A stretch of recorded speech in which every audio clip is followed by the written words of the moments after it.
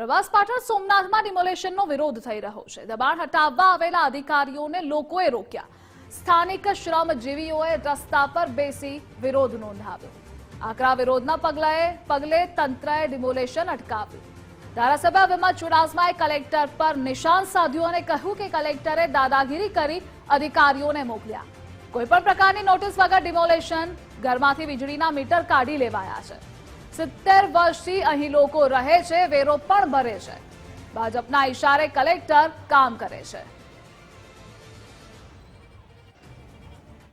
અંદાજિત 80 ને ઉપર લોકો રહી છે, જે 60-70 વર્ષથી રહી છે અને 60-70 વર્ષથી એમની પાસે એ જે નગરપાલિકાને વેરો ભરે છે, લાઇટ બિલ ભરે છે, કૂપનમાં એમના નામ છે અને છતાં પણ કલેક્ટર ગીર સોમનાથના કલેક્ટર દિગ્વિજય જાડેજા દ્વારા દાદાગીરી કરી અને એમના તંત્રને મોકલવામાં આવ્યું અને દાદાગીરી કરીને 3 દિવસ પહેલા આના ઘરોમાંથી તમામ મીટરો કઢાવી લેવામાં આવ્યા અને મીટરો તો કાઢી લેવામાં આવેલા અને દાદાગીરી કરી અને આજે સવારે એમને ડેમોલેશન કરવા મોકલેલા અને ડેમોલેશન કરવા મોકલે ત્યારે પ્રજા છે બહાર આવી ગઈ છે અને ખોટી રીતે કોઈ નોટિસ નહીં કે કોઈ કાયદો નેવે મૂકી અને કામ કરતા હોય છે। બાબા સાહેબનું બંધારણનું આ લોકોએ પરમ દિવસે નીચલી કોર્ટમાં પિટિશન દાખલ કરી છે અને પિટિશનના આધાર ઉપર કાલે કોર્ટે નોટિસ પણ ઇસ્યુ કરી છે।